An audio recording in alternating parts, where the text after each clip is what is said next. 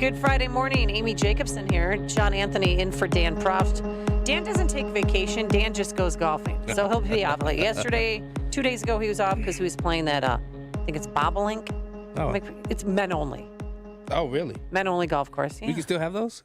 Oh, yeah, we still have those. Okay. That's all right. But the best was one of their, I shouldn't say the best was, the irony was one of their members had a heart attack a few years ago, and a female paramedic showed up, and they wouldn't let her in. What? Remember that story? You remember that? No. Maybe it was more than 10 years ago. Maybe it was 20 years ago. I've been here a long time, so it's all scrambled eggs up here in the Reported a lot mind. of news. I did. Yeah, that was, they wouldn't let her in. Oh, man. She had to wait outside. So did he survive? I don't think so. Oh, wow. Well.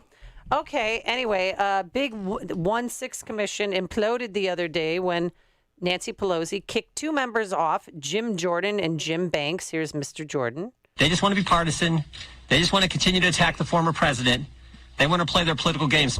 And Speaker Kevin McCarthy, not Speaker, but number one in the House. Minority Leader? Yes, Minority Leader. Kevin McCarthy was having none of it, and so he yanked everyone.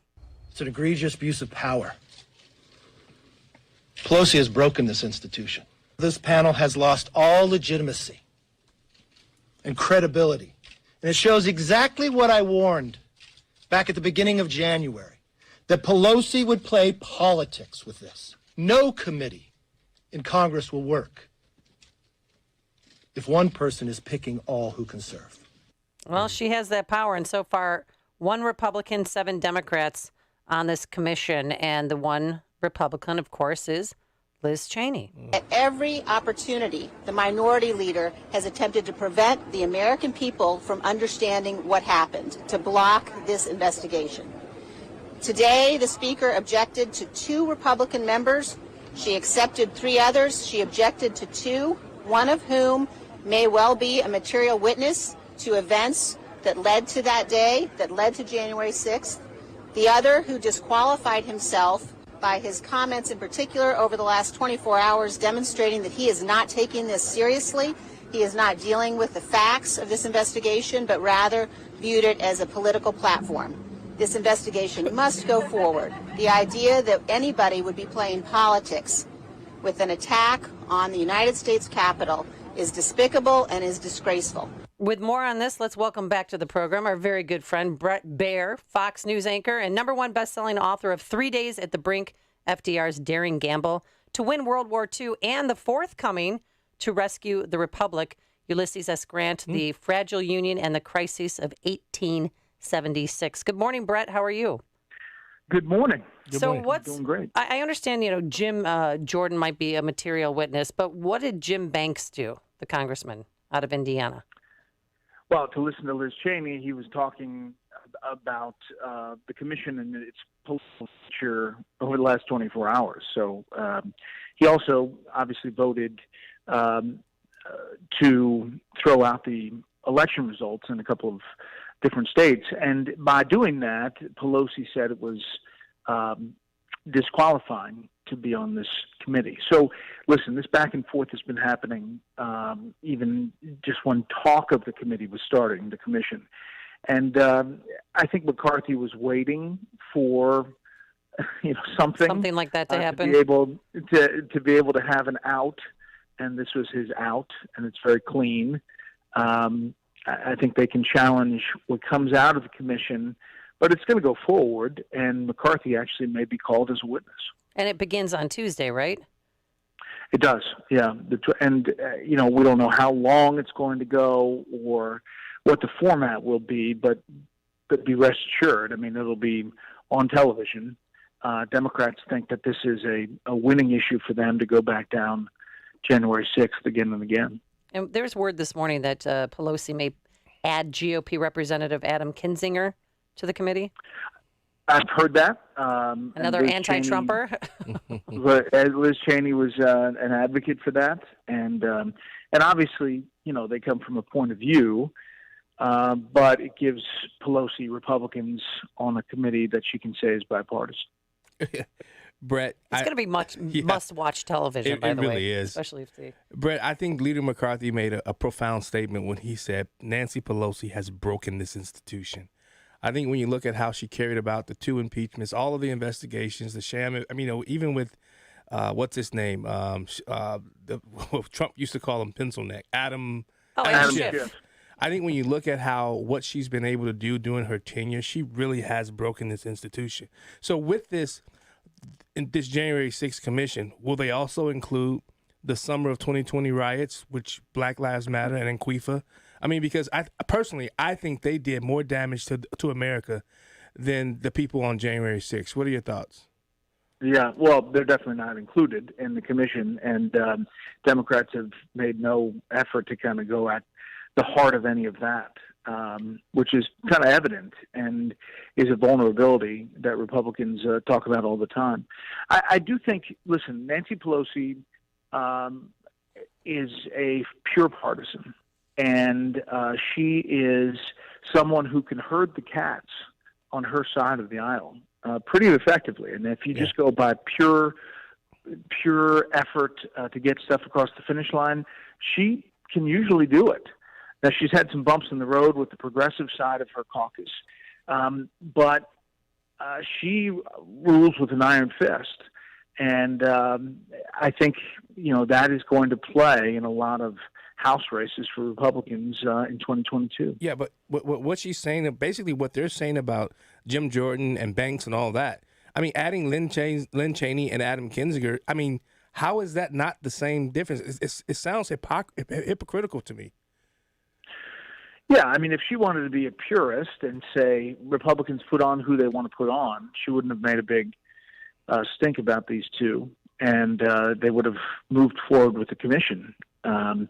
But she wanted the moment, and I think she knew what was going to happen, and McCarthy kind of knew. It was all a giant dance up on the House. And so now she has the commission she wants, with Republicans who are going to speak out against President Trump. And McCarthy has the ability to pull his people and say, I told you so. All right, so Fox News has been under attack. Well, you guys are always under attack, but recently for being anti-vaxxers. Here's what President Biden had to say at that town hall meeting, on CNN. Those other networks are not a big fan of mine. One you talk about a lot. But if you notice, as they say in the southern part of my state, they've had an altar call, some of those guys. All of a sudden, they're out there saying, let's get vaccinated. Let's get vaccinated. The very people before this were saying, I shouldn't make fun of it. That's good. It's good. It's good. We just have to keep telling the truth. So is Fox News, is that a wrong characterization? Yes. I mean, it's so ridiculous. It's really, really ridiculous. And obviously Fox is always in the spotlight, and we're always under the microscope. But most of us have said openly for a long time that people should get vaccinated, but it's their choice. And this was our choice. And, I posted on Instagram, this is what I chose and my family chose. And people should talk to their doctor. And that's really the message that came out from everybody.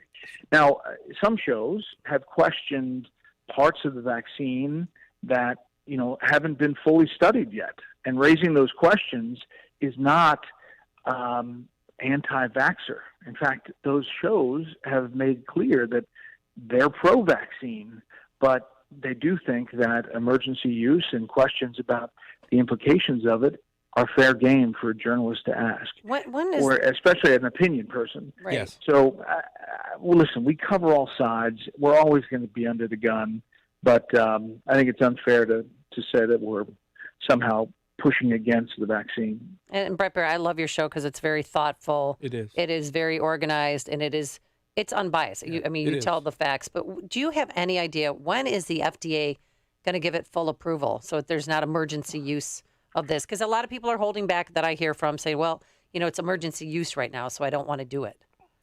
Yeah. And I think that's a really fair point. And another question that's worth asking health officials again and again, because the longer you go with emergency use, you're going to lose some people who say, I want the FDA to fully approve it. What is the holdup? Where are the studies? How much money has been spent to analyze exactly what's happened? Now, this particular kind of vaccine has been worked on for years and years and years. and it is deemed safe. But you're right, a full approval by the FDA would change some minds, I think. Yeah. Hey, Brett, how important is this back and forth between Fauci and Senator Rand Paul, and what do you think the outcomes will be with him filing Really important. criminal Really important. charges? Well, I don't know about the criminal charges. I think Paul put forward a recommendation, but I doubt that's going to go forward in the DOJ. But more importantly is the conversation about the origin and what exactly the U.S. was paying for in that Wuhan lab. I mean, more and more, even Biden administration officials are conceding that they think it now points to an accident in that lab. And there was funding that was going from the U.S. to Wuhan. Now, there's a great op-ed in the Washington Post today by Josh Rogan. He's going to be on my podcast later on today, but he wrote a book about China. He really went in depth about the origins of the virus. This is not a guy who is a pro-Trump administration guy, and he's a Washington Post columnist. And he says that Paul was right, that the U.S. did tangentially fund gain-of-function research, which was designed to change viruses to be able to see how they react. And if that's all true, we have a lot of explaining to do, and obviously the Chinese do too. Yeah, I mean, why are we giving money to a communist country? Or is it all in the name of science? The thought process that they say is for the good of the world to find these new viruses to be able to prevent them. But we are handing the keys over to the Chinese, and who knows if they're doing what they say they're doing. All right, we're going to have to leave it there. Bret Baier, Fox News anchor, #1 best-selling author of 3 Days at the Brink and your forthcoming book. We look forward to it. Hey, have you ever golfed at Bobolinks, which is probably called Bobolink, but I put an S on everything. So. Yes, no, it's Bobolink, and I have not, but I aspire to. I hear it's a nice course. Oh, it's beautiful. But I would have let the paramedic in. Thank